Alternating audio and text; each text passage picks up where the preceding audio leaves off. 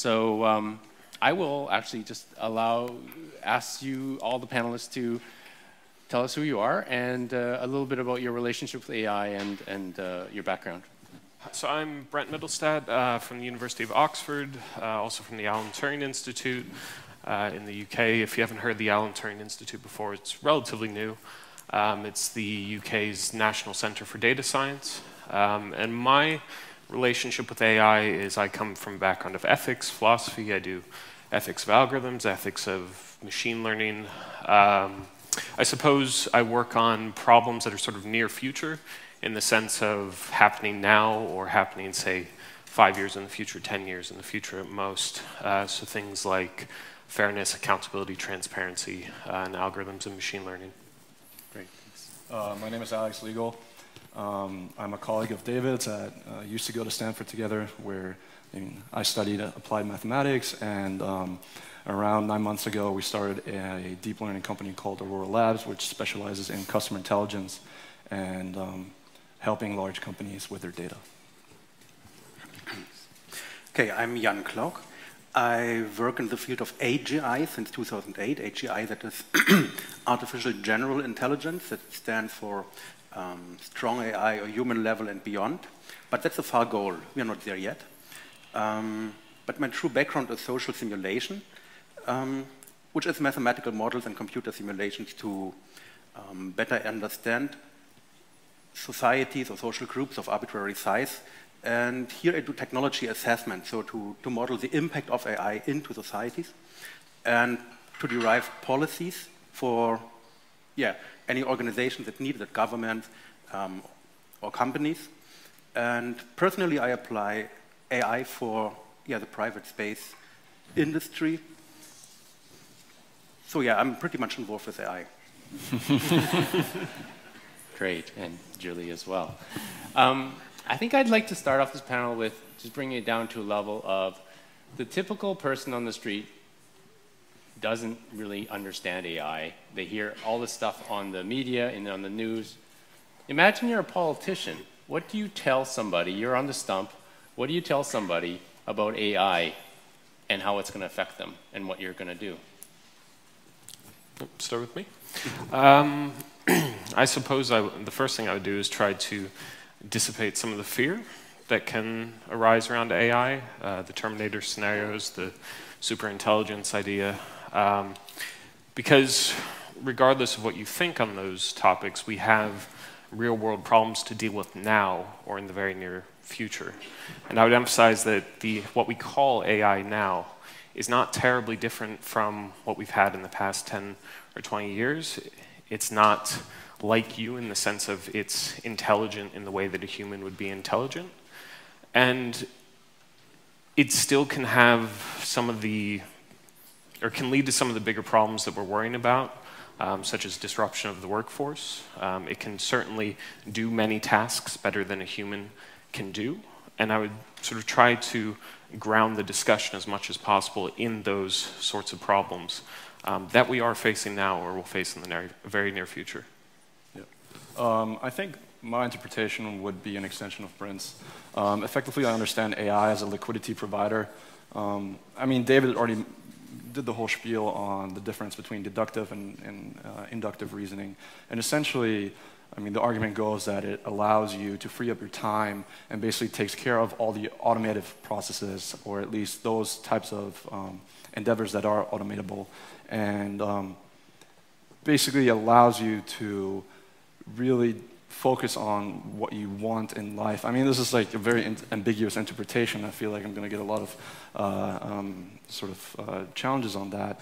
But essentially, from a techno-optimistical point of view, you want to have more of your real liquidity allocated towards inductive processes and endeavors versus sort of the deductive, manually, really automatable endeavors. But I mean, we have something like, there's a large proportion of the workforce who the skills that they have are exactly what it overlaps exactly with machine learning or artificial intelligence. I mean, what do you say to them when you say, well, now you can spend your time with other things because you're not working anymore? Yeah. Okay, so the question is, I would give them policy advice, right? you're talking to like an average person on the street who says, hey, I heard AI is going to come and take my jobs. I thought I was talking to politicians. You are the politician. I am the politician. Oh dear.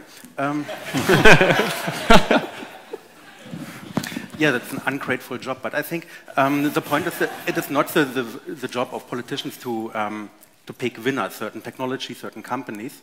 As a politician, I would try to mitigate the downsides, to have safety nets in case some of our grand visions go wrong, and then to build frameworks where other people are enabled to create all this stuff. So regulation, in a certain sense, is necessary to, how can I say? Yeah, not to pick winners, not to do specific goals, perhaps on a very high level. We can say we want AI to do more medical research or something like that, but not to go too deep into the specifics, but to create the framework around it.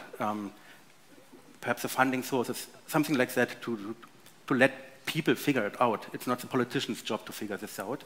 They have to care about the functioning of the society, perhaps to integrate groups, to understand their worries, their needs, to hear their opinions, but not to let them participate too much in it, because then we would never come to a conclusion. As I said, it's an ungrateful job being a politician. Yeah, basically that's it. Create a framework where other people can do something and mitigate the downsides. Julie, do you have something?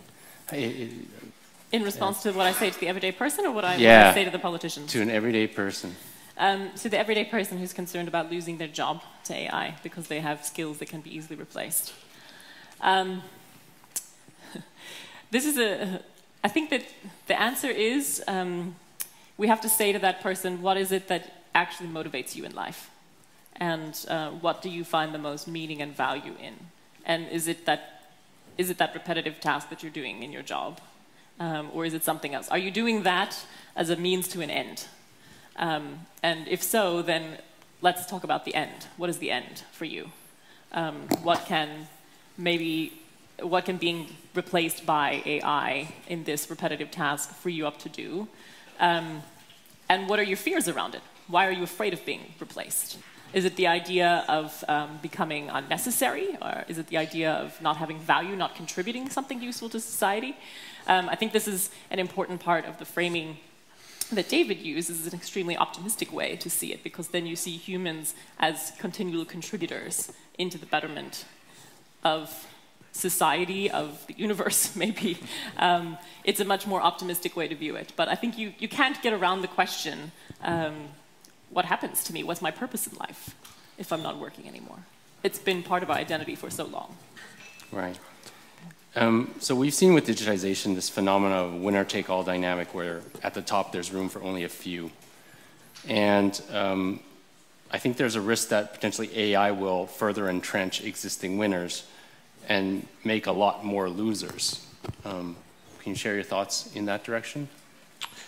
Well, I suppose if we're talking about the replacement of workers, I think that can absolutely be true. If we're talking about who it is that controls AI or develops AI and is able to use it to generate income or just generate value, generate knowledge, that sort of thing, then it absolutely is a risk, because you have, even if you, say, release an algorithm open source or make it open access, such as Google's done with TensorFlow, the algorithm itself isn't terribly valuable in terms of someone else being able to do something meaningful with it.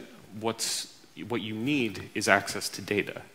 So you have to consider the two things together. It's not just about who's developing the best methods in terms of machine learning, but it's who has the best data, who has the access to the data. And I don't see an easy answer to that. I mean, it would be one thing to say, well, we should, say, force companies or just try to make more data open access, so the person on the street that understands how the algorithm works, how to use it in a meaningful way, could actually get access to that data and do something interesting with it. But open access isn't while it's nice, while the idea of transparency and making things available to lots of people is very nice, there are challenges with it too. I mean, you can't just, for example, release a personal data set to the public because of the privacy concerns with it. Even if you have an anonymized data set, we've seen that anonymization is not a perfect solution. So there's still always going to be risks to any sort of, I suppose, democratization that you try to do.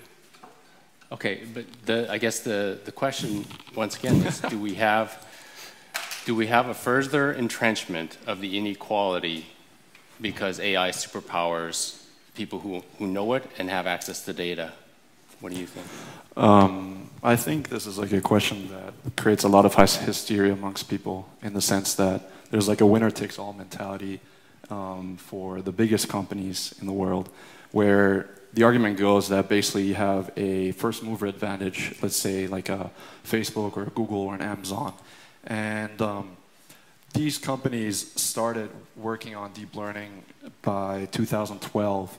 And the argument that you really want to make is that, and which I'm not really the biggest fan of, is that their economies of scale allow them to create such a market position that they can effectively saturate individual verticals. And the interesting experiment, or sort of the observation that you can make there, is that when you think of Google, it's sort of like this all-encompassing company, and you kind of think of it taking a horizontal approach, where it spreads out amongst the different industries and doesn't really specialize into significant verticals. So one example right now which has happened is that Google's actually doing vertical tech. So for example, a recruiting platform. There's multiple companies like Recruiter AI, there's Stella AI, et cetera, going into the space. And the angst or the anxiety that is created by observing Google moving into specific verticals rather than sort of the horizontal approach is that it's using its market position in order to, at an accelerating pace, saturate individual domains. And I think it's sort of a function of how much you believe in the idea of diseconomies of scale. And if that is actually something that is going to happen for these types of companies too, or if these companies are going to innovate or out-innovate at an accelerating pace, more so than any other disruptors that are perhaps not necessarily struggling with capital-intensive problems, or I'd say perhaps sort of the burden of being like a large incumbent. And I don't know, I can't give you a precise answer, to be honest. I do hope that there's like a democratizing event where companies like DataRobot, companies like Crowdflower or TensorFlow really sort of take action in terms of enabling the use of deep learning to other companies. And hopefully there's going to be a broader distribution of the IP versus a, I guess, concentration amongst 5 players, which is sort of panning out right now. I mean, one of the ways that I could ask is there a role for a nation state to take a lead in AI to try to spread the benefits around society? The question to me? Right. Well, that's hard to answer. I mean, it depends. A nation state is not a homogeneous entity. There are multiple parties competing for power. So, I mean, that would be like an act of war, in a certain sense. When you have power that is so focused on a specific task that it becomes a threat to the others. I don't think it will be on a nation-state level.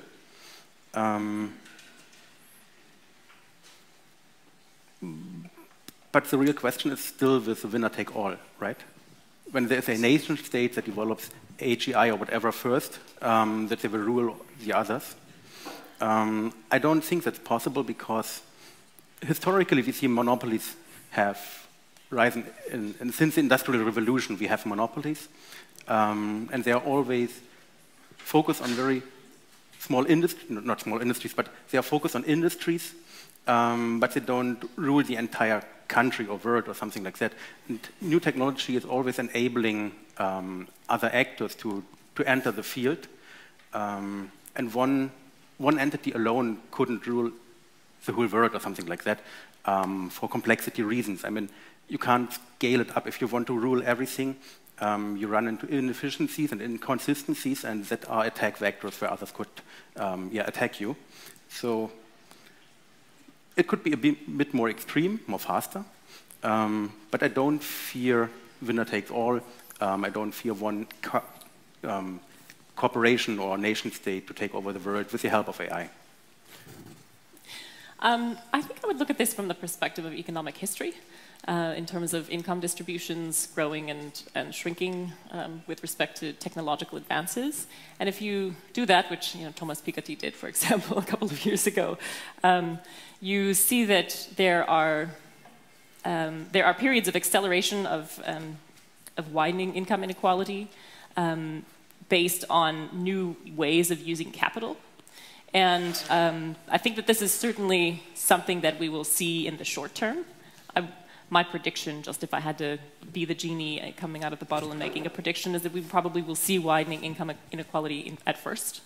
However, you have to think about what the long-term effects of that are as well, because there seems to have been historically a limit of income equality beyond which it becomes politically unsustainable, and then you have revolution of some kind. And the question is, what does that look like in an AI world?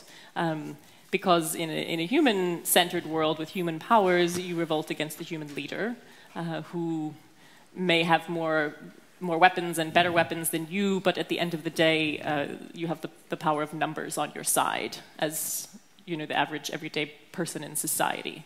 But that's not necessarily the case anymore if the machines own the resources. Who do you revolt against, and how do you effectively revolt? That's a very different question, I think, in that scenario. Cool. Thank you.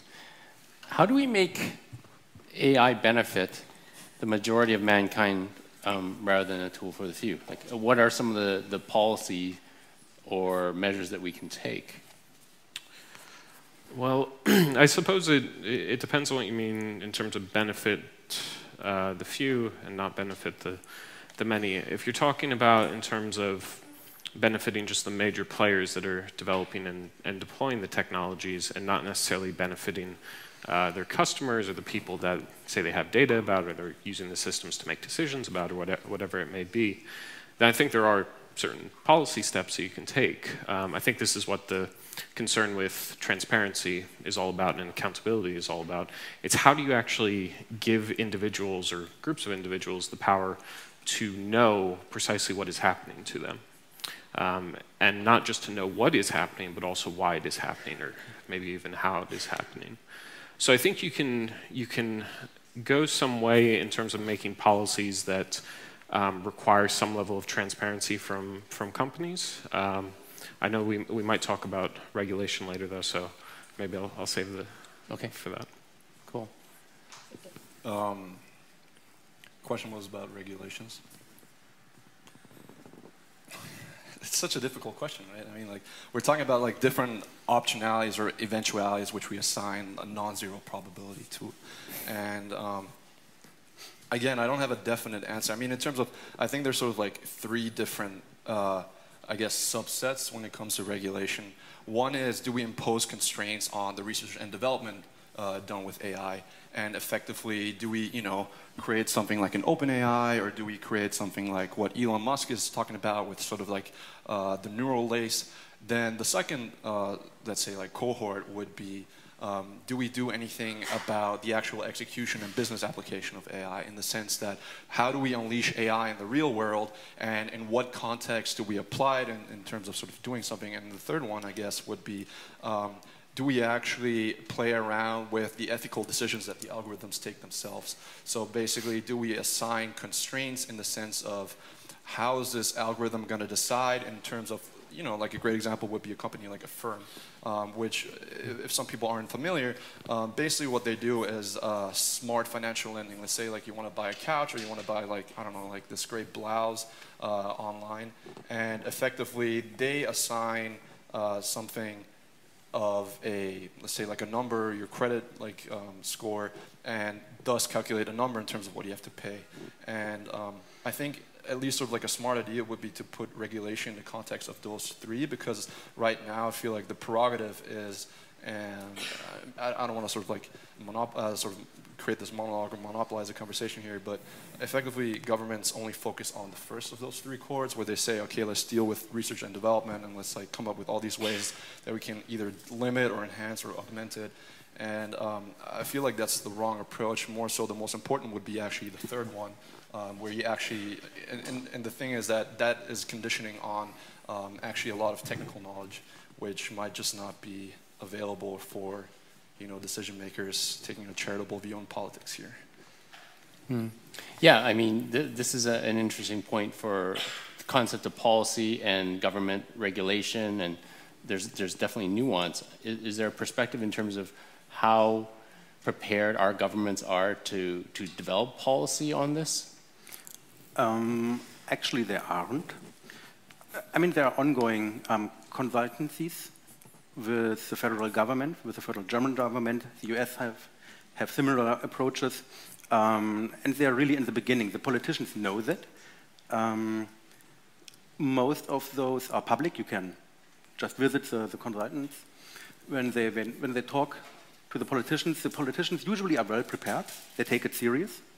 So the questions are sensible. And they really care about, and they agree it's at the beginning. The process has already started. It's non-zero.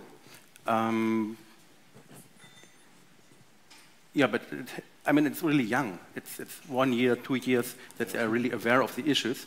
And so you can't expect too much progress. I mean, in the end, to come up with policies is really hard work. It involves so many different parties to come to conclusions. And I think one of the nearer term things that we all talk about is we are currently building the infrastructure on which AI will run. That is usually Internet of Things, big data, all these things, because AI is not in an idle space. It runs on something, on the infrastructure, the sensors, the actuators, all these things, and we have to get that correct in the first place. Otherwise, we have insecure systems, and we have no regulation about this. So before we talk about AI, we have to talk about the infrastructure on which AI will run.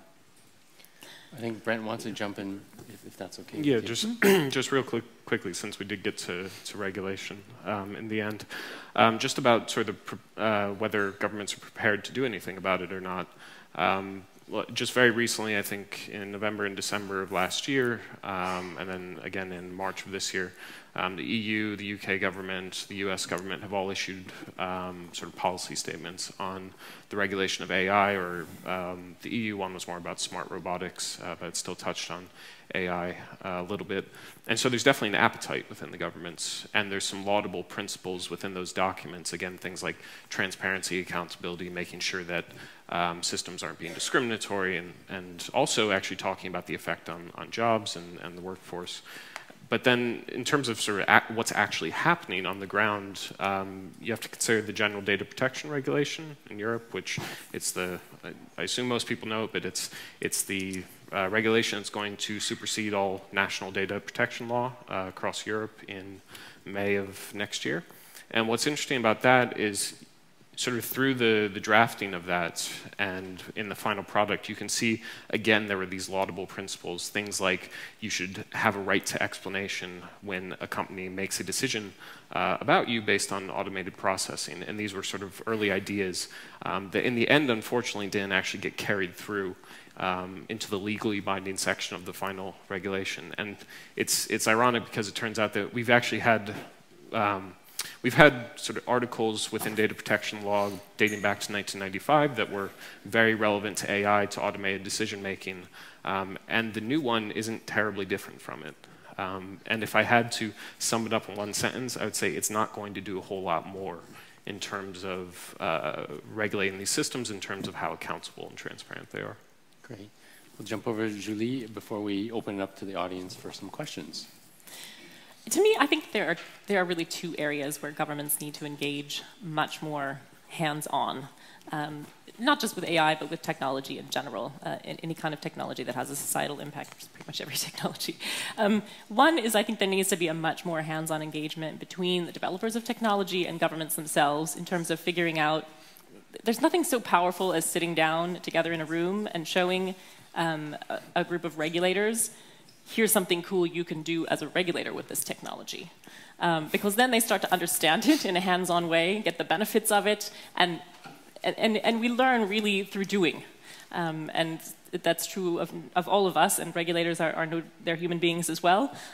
So actually getting their hands dirty using the technology, I think there needs to be much, much more engagement from the private sector toward the government sector and sort of reaching out in that direction to develop use cases or ideas that can be useful for government so that they really start to grapple with it. Because then you start to understand what are the questions that matter, what are the things that are just sort of sci-fi wishful thinking that I can put aside, fears that I don't actually need to address, and what are the real questions that I do need to answer. So I think that's one area of critical engagement which needs to kind of come from the initiative of the private sector. But governments can reach out, obviously, and do that as well, ask for that kind of engagement. But the other thing is that I think that there needs to be much more hands-on consideration by governments of what regulation looks like in the interface between the technologists and the end users. Because there's a huge gap in understanding between what we're able to develop with technology and what the end user actually knows is going on.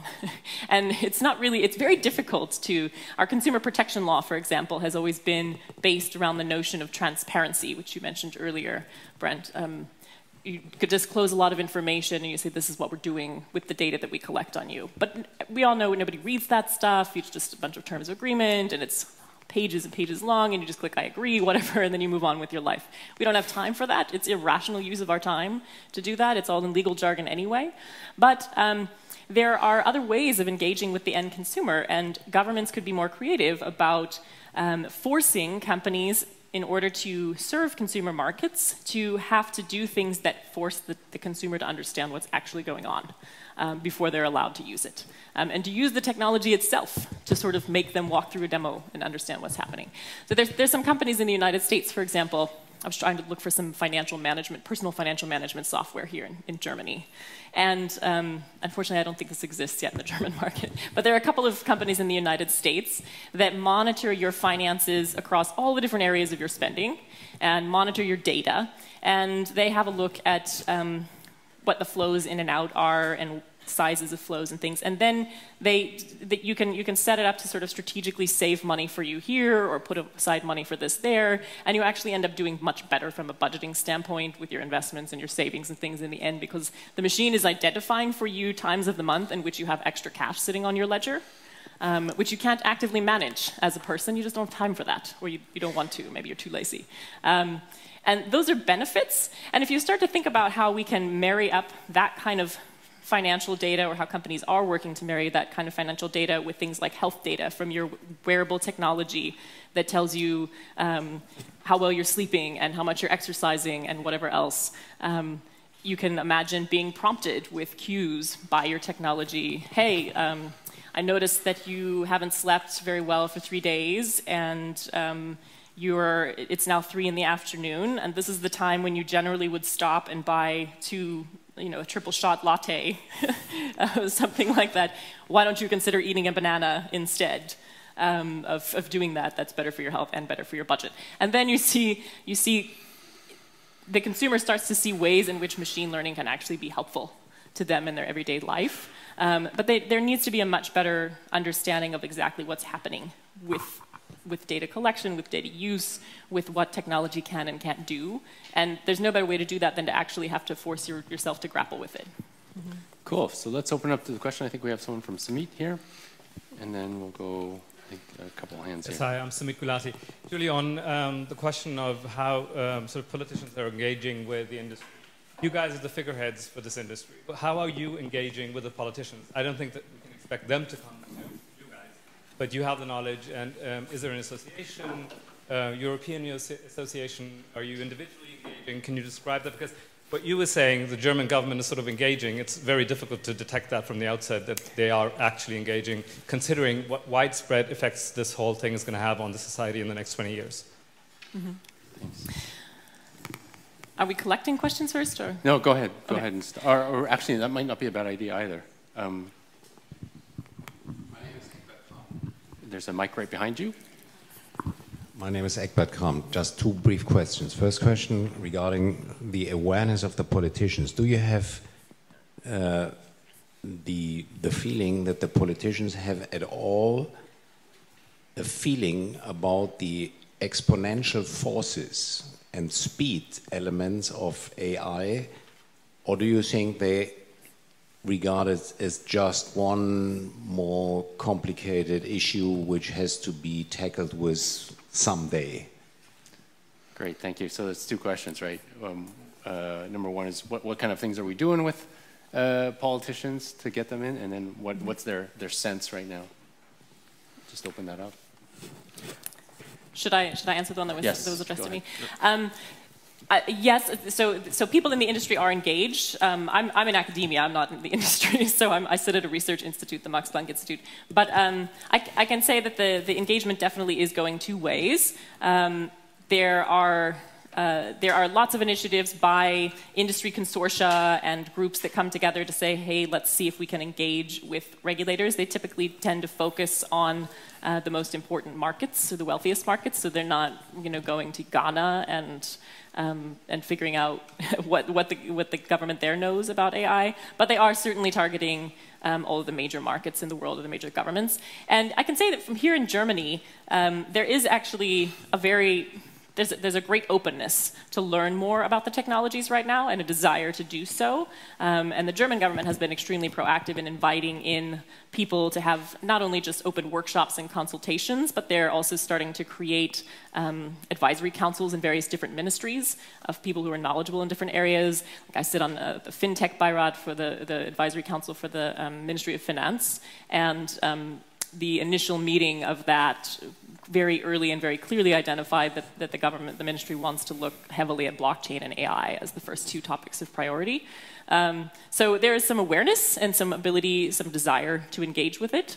But the machines of government turn much more slowly than the progress of technology. And I think it really varies from country to country. In the US, you have extremely proactive arms of the government who actually will go out to Silicon Valley and do it the other way around and say, we're going to come on a road show. We're going to take Washington on a road show to Silicon Valley, and we're going to see what we can learn here. And then you have particular arms of the government that reach out for specific development of certain kinds of technologies, like DARPA, for example, the Defense Advanced Research Projects Agency, who will fund specific types of research.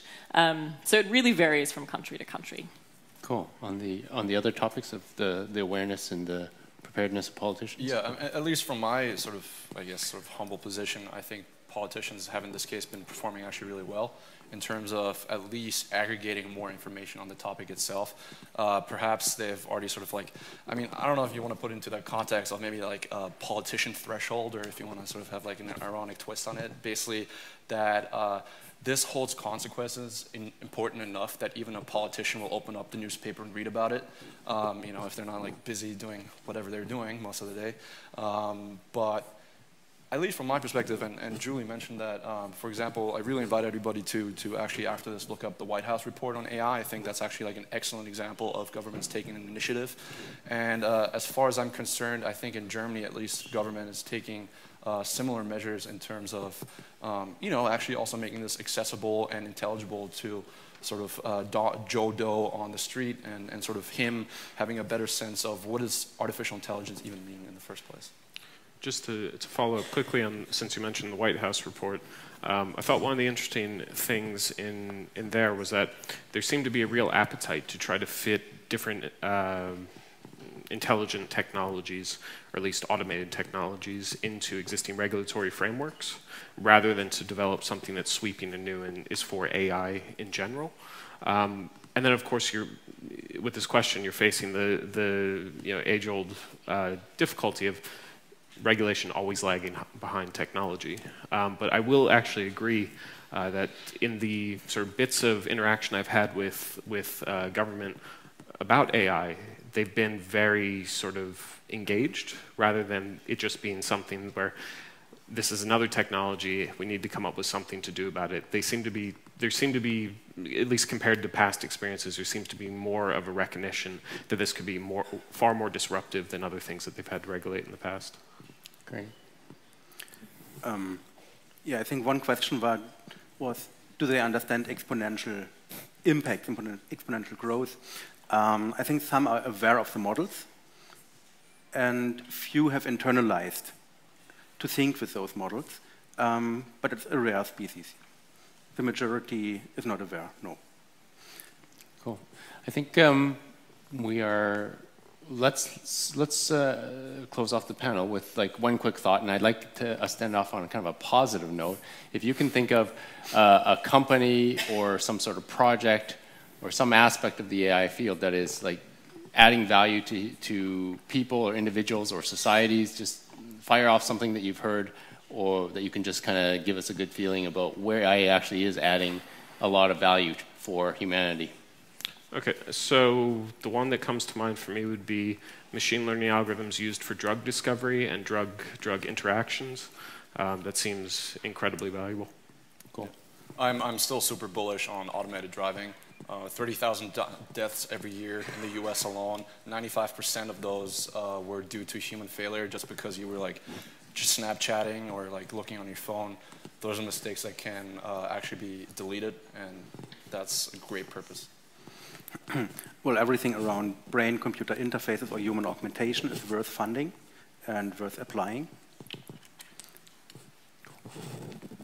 I agree with those. I think that for me, my bias as someone who studies law and regulation and governance, I am excited about companies that are looking at ways to use AI to actually improve governance itself.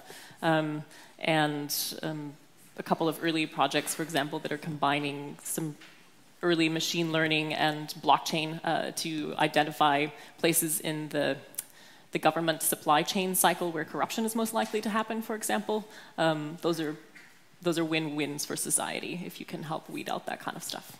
Cool. Great. Let's give the panel a hand.